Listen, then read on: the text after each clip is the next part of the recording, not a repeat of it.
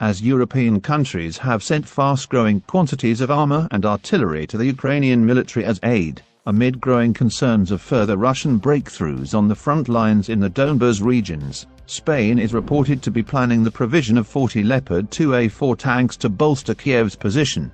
The tanks have been in storage for a decade in a Spanish army logistics base, and will be provided alongside training for Ukrainian soldiers in Latvia, where over 500 Spanish personnel are deployed.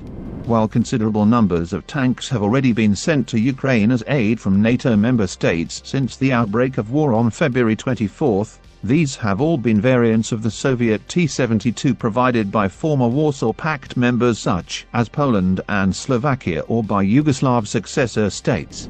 The Ukrainian army operated over 100 T-72s before the outbreak of hostilities with Russia, although the bulk of its armored units were comprised of older T-64 tanks. The country had by far the largest tank force in Europe, although the lack of more modern armor classes such as the T-80UD, which were in storage when the war began, meant it was poorly positioned to counter Russian armored advance symmetrically. Ukrainian sources have widely reported heavy losses on the front lines in the Donbas in May and early June, with more conservative estimates indicating that over 200 new military casualties daily had become the norm.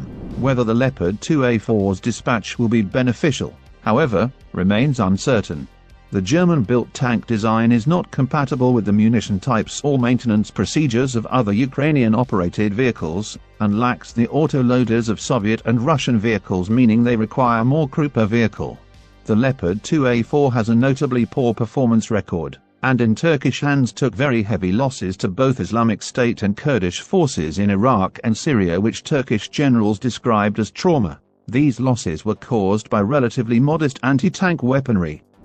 Delivering the tanks to Ukraine is expected not only to cause logistical difficulties for the Ukrainian army, which currently operates relatively standardized tank units with T-72s and T-64s, but also has the potential to further tarnish the Leopard 2's reputation.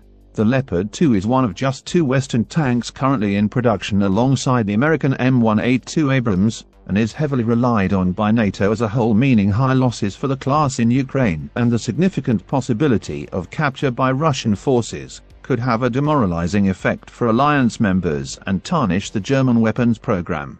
These factors, and the fact that it is expected to take considerable time to retrain Ukrainian army units on German tanks, means the dispatch of Leopard 2s is likely to be less beneficial for the war effort than deliveries of Soviet-designed vehicles such as the T-72. Thank you all for watching and liking, and don't forget to subscribe to the channel. See you soon in the next video.